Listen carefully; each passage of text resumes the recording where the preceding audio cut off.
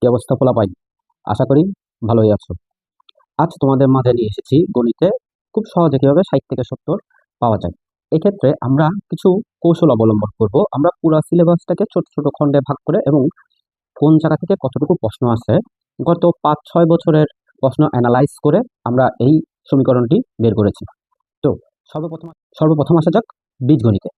বীজগণিতে যে অধ্যায়গুলো আছে ওই অধ্যায়গুলোর মধ্যে এই যে সেট, তারপর হচ্ছে বীজগণিতিক রাশি, এরপর ধারা, এই 3টা অধ্যায় থেকে প্রতি বছর মিক্সচার প্রশ্ন আসে অথবা আলাদাভাবেও প্রশ্ন আমরা দেখে থাকি।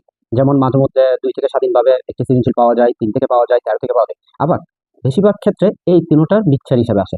তাহলে আমরা 2, 3, 13 এই 3টা অধ্যায় খুব ভালোভাবে পড়লেই আমরা একটা সৃজনশীল মাস্ট কমন পাবো।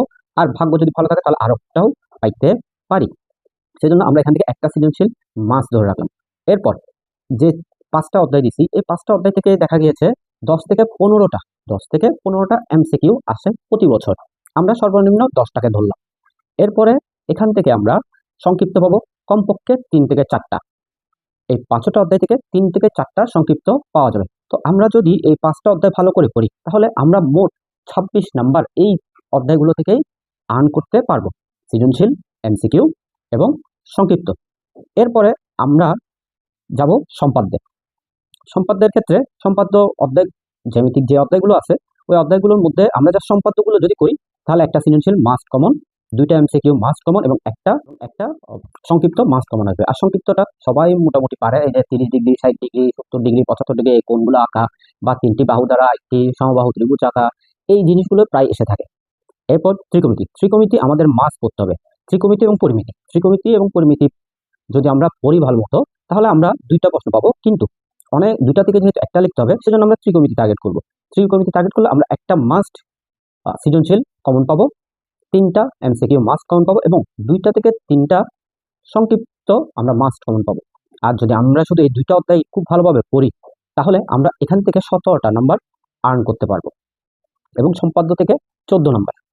এরপরে সবচেয়ে ইম্পর্টেন্ট যে অধ্যায় তা হচ্ছে যে পরিসংখ্যান, 17তম অধ্যায়। এখান থেকে 2টা সৃজনশীল অবশ্যই আসে, এমসিকিউ কমপক্ষে 2টা থাকে, 2টার বেশি সময় থাকে কিন্তু কমপক্ষে 2টা থাকে। এরপর সংক্ষিপ্ত 1টা থেকে 2টা পাওয়া যায়, আমরা সবচেয়ে কমগুলোই ধরলাম একটা। তার মানে এই অধ্যায় থেকে আমরা 24 নাম্বার পেতে পারি। তাহলে আমরা যদি এগুলো যোগ করি, সৃজনশীল টোটাল 2টা, 3, 4, 5, তার মানে 50 এখানে। আমরা যদি এমসিকিউ সর্বনিম্ন সম্ভাবনা হিসাবেও ধরি তাহলে আমরা 17টা এমসিকিউ পারার মতো আসবে। এরপর সংক্ষিপ্তগুলো যদি আমরা হিসাব করি আমাদের টোটাল 7টা সংক্ষিপ্ত কমন পড়বে, যেখানে 14টা নাম্বার আমাদের চলে আসবে। তাহলে আমরা যদি এগুলো সবগুলো যোগ করি আমাদের নাম্বার আসতেছে 81। আমি প্রথমে বলেছি আমরা 60 থেকে 70 তোলার সহজ উপায়টা বলতেছি। এখন যদি একইভাবে যে ফরম্যাটে বলছি এই ফরম্যাটে যদি কমন পড়ে এবং ভালোভাবে যদি তুমি প্র্যাকটিস করে যাও তাহলে তোমার 81ও চলে আসতে পারে। আমি গত 8-9 বছরে যতগুলো স্টুডেন্ট পড়িয়েছি এই ফরম্যাটে পড়িয়েছি এবং সবারই 80+ থাকে। তবুও আমি বলি যে এই ফরম্যাটটা শুধুমাত্র 60 থেকে 70 পাওয়ার জন্য। এখন আসো আমরা প্রস্তুতিটা কিভাবে নেব। আমরা সর্বপ্রথম টার্গেট করব পরিসংখ্যানকে। পরিসংখ্যান আগা থেকে গোড়া একদম ভালোভাবে করে ফেলবো যেন আমার 24 নাম্বার কোনো মতে মিস না দেয়। এরপরে আমরা আসবো সম্পাদ্যে।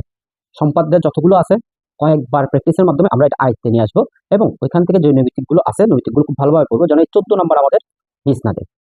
এরপরে আমরা আসবো ত্রিকোণমিতিতে। 9 এবং 10 অধ্যায় অনেক বেশি সময় লাগে, আমাদের কাছে 2 বছর সময় আছে। এসএসসি পরীক্ষার্থীদের জন্য 2 বছর সময় থাকে, 9 থেকে একটু ভালো করে পড়লে খুব ভালো একটা রেজাল্ট আনা যায়। বা যাদের আগামী 6 মাস সময় আছে এখানে জাস্ট 1 থেকে 2টা মাস সময় দিলে আমরা এখান থেকে 17টা নাম্বার পেয়ে যাব। এবং সর্বশেষ আমরা আসবো বীজগণিতে। বীজগণিতে বলতে আমাদের সর্বপ্রথম টার্গেট থাকবে যে সেট এবং 3 দশমিক। এই সেট এবং 3 দশমিক যদি আমরা ভালোভাবে করে ফেলতে পারি তাহলে আমাদের প্রস্তুতি কমপ্লিট। এবার বাড়তি যে সময়গুলো থাকবে ওটাতে 13, 4 এবং 11 এই অধ্যায়গুলো ভালো করে ফেলবো। এই কৌশলের মাধ্যমে আমরা খুব সহজেই 60 থেকে 70 পেতে পারি। আশা করি আমার এই ভিডিওটি তোমাদের কাজে আসবে এবং তোমরা 6টা মাস সময় নিয়ে যদি এই অঙ্কগুলো করো, এই অধ্যায়ে অঙ্কগুলো করো তাহলে মোটামুটি তোমরা 60 থেকে 70 ইজিলি পেতে পারবা, গণিতের ভয় দূর হবে। আমি খুব শীঘ্রই একটা সিরিজ রেডি করতে যাচ্ছি যেখানে আমরা 3 দশমিক থেকে শুরু করব। এগুলো সবগুলোরই তোমরা ভিডিও পাবা ধারাবাহিকভাবে।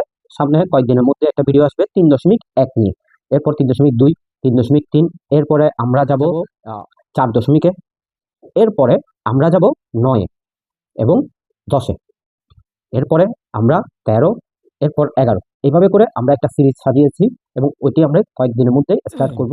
তোমরা রেগুলার যদি ভিডিওগুলো দেখে থাকো তাহলে ইনশাল্লাহ ভবিষ্যতে গণিতের যে ফোবিয়া বা গণিতের যে ভয়, পাস করা ভয়, সেটা তো থাকবেই না, বরং 60 থেকে 70 ইজিলি তুলতে পারবা তোমরা।